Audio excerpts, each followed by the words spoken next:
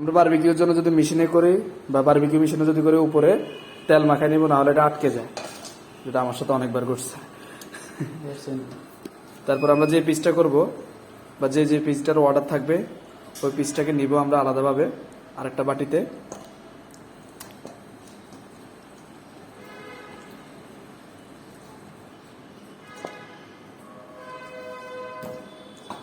নেওয়ার সময় চিকেনটাকে একটু ঝাঁকাই নিয়েছি, মশলাটা একটু হালকা ছড়াই নিয়েছি, আমাদের মশলাটা অনেক বেশি ছিল। তারপর আমরা এখানে ফ্রুট গ্রেড। এটা কোন কাজে ব্যবহার করা হয় জানো? কোন কাজে? বার্নিশ কাঠের যে বার্নিশ আছে না? হ্যাঁ, কাঠের বার্নিশের।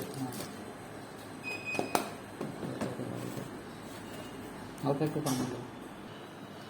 আমরা ফুড গ্রেডের যে কমলা বা জর্দা কালারের যে পাউডারটা নিব, ওই পাউডারের সাথে পানি অ্যাড করে এইভাবে কালার করে নিব। তো আমরা যখন যে পিসটাকে আমরা কি করবো স্যার, আমরা এটাকে মানে বারবিকিউ করবো, তার উপরে চারদিক থেকে একটু ওই কালারটাকে একটু মাখাই নিব। শুরুতে কিন্তু কালার দিব না, শুরুতে কিন্তু কালার দেওয়া যাবে না, এটা শুধু শেষ সময়। কালার দিতে হবে, তাহলে মাংসের ভিতরে আবার কালার চলে আসবে। ওয়াও, সেই একদম লাল কড়া কড়া লাল। এখন বোঝা যায়। আর কালার আমরা অবশ্যই ফ্রুট গ্রেডের জর্দা কালার যেটাকে বলে, বা কমলা কালার। এটা কমলা নাকি লালচে?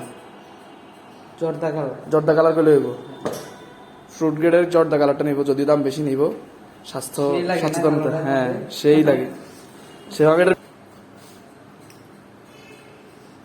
এভাবে আমরা প্রত্যেকটা চিকেন যেগুলো আমাদের অর্ডার থাকবে, অতিরিক্ত আমরা আগে থেকে কখনোই কালার দিব না, শেষ সময় যখন আমরা এটাকে বারবিকিউ করব তখন দিব। খাইলে শরীরের লাগে।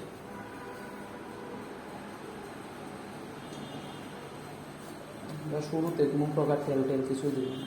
হ্যাঁ, আগে মশলা ভালো করে শুকাইয়া মাংসর গায়ে,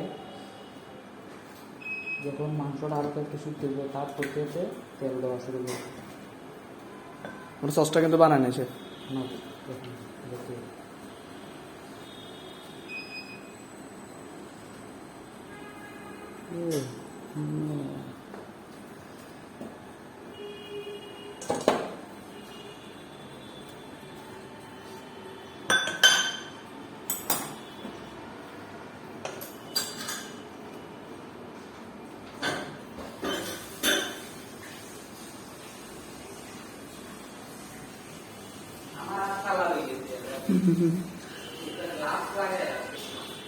এটা অবশ্যই লাগানোর সময় গ্লাভস ইউজ করতে হবে, স্বাস্থ্য সচেতনতা এবং হচ্ছে গিয়া হাতের রং পরিবর্তন যদি করতে না চাই শেফের মতো।